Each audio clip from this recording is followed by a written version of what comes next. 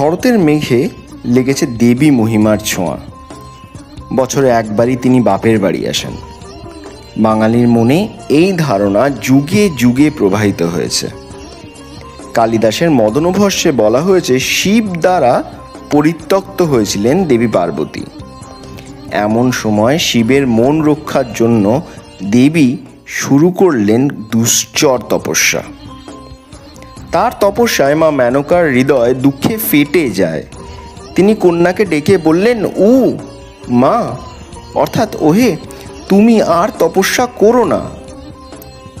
উমা, এই উ এবং মা শব্দ থেকেই দেবী উমা নামে চিহ্নিত হলেন। কালিকা পুরাণেও আমরা উমা নামটির পেছনে এই কাহিনীরই দেখা পাই, যদিও এই কাহিনীটি ভিন্নভাবে বর্ণনা করা হয়েছে বরাহ পুরাণে।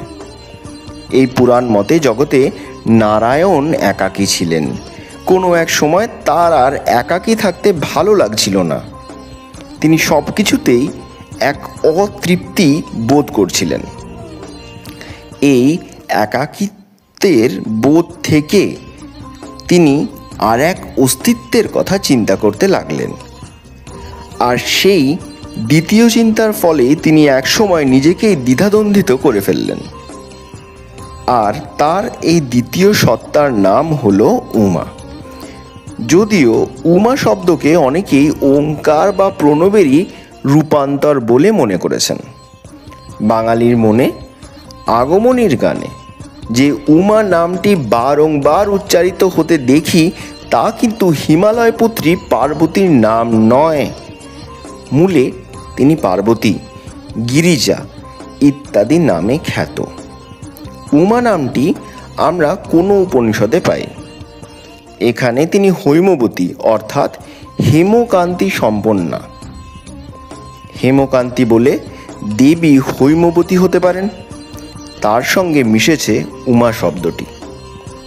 কোনো উপনিষদে কাহিনীটি ছিল এমন: সেদিন দেবতাদের গৃহে আনন্দের অনুষ্ঠান। দেবরাজ ইন্দ্র সহ দেবতারা বিজয় উৎসবে মত্ত ছিলেন। অনেক দিন পর ভয়ঙ্কর এক দৈত্যকে পরাজিত করেছেন তারা। চারদিকে তাই বিজয় উৎসবের আনন্দ। খাদ্য, অন্ন, পানীয় কোনো কিছুরই কমতি নেই। গর্ব ভরে ঘুরে বেড়াচ্ছেন দেবকুলে। ঠিক এই রকম এক মুহূর্তে ঘটনাটি ঘটল।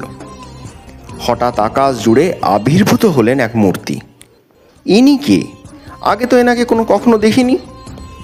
দেবরাজ ইন্দ্র উৎসবের কেন্দ্রভূমি থেকে দ্রুত উঠে এলেন। প্রথমে তিনি জাতবেদা অগ্নিকে আহ্বান করে বললেন, জেনে এসো এই মূর্তির প্রকৃত পরিচয় কি। তাকে দেখে সে মূর্তি বলে উঠলেন, তুমি কে? আমি অগ্নি, তোমার কি কাজ? সমগ্র চরাচর এক মুহূর্তে আমি দগ্ধ করতে পারি। আচ্ছা, এই তৃণখণ্ডকে দগ্ধ করো তো দেখি। এ কথা শুনে তাচ্ছিল্যের সঙ্গে তৃণটির দিকে তাকালেন অগ্নি, কিন্তু সমস্ত শক্তি প্রয়োগ করেও তাকে আর দগ্ধ করতে পারলেন না। সব দেবতা যখন পরাজিত, তখন দেবরাজ উঠে দাঁড়ালেন। তিনি এগিয়ে যেতেই মূর্তির মধ্যে এলো এক পরিবর্তন। তখন যে রূপ মহাশক্তি ধারণ করলেন, তা হলো উমা হৈমবতী রূপ। এই রূপে তিনি দেবতাদের জানিয়েছিলেন মহাশক্তির শক্তিতেই জগৎ বলীয়ান। তাদের জয়লাভও হয়েছে তারই ইচ্ছায়। বাল্মীকি রামায়ণে আদি খণ্ডে বলা হয়েছে হিমালয়ের স্ত্রী হলেন মেনকা, আর তার গর্ভে পর্বতরাজের দুই কন্যা জন্মগ্রহণ করেন। জ্যেষ্ঠা হলেন গঙ্গা এবং কনিষ্ঠা উমা। মহাকবি কালিদাস তার কুমারসম্ভবা কবিতায় পর্বতকন্যা উমাকে কন্যা রূপে, পত্নী রূপে এবং জননী রূপে স্নেহ দিয়ে ফুটিয়ে তুলেছেন। কিন্তু পৌরাণিক সাহিত্যের মধ্যে দিয়ে যখন পার্বতী দেবী দুর্গা ও চণ্ডীর সঙ্গে একাত্ম হয়ে উঠলেন, তখনই পর্বতকন্যার রূপটি ধীরে ধীরে চাপা পড়ে গেল। মার্কণ্ডেয় পুরাণের অন্তর্গত শ্রী শ্রী চণ্ডীতে যেন আমরা সেই উমা মূর্তিকে হারিয়ে ফেলেছি। যদিও শ্রী শ্রী চণ্ডীর মধ্যে শৈলপুত্রী বা হিমাচল সুতা রূপে তার বন্দনা করা হয়েছে, কিন্তু এখানে যেন তার কন্যা রূপের কোমল মূর্তিটি হারিয়ে গিয়েছে। অসুর মর্দনে তিনি উগ্রা।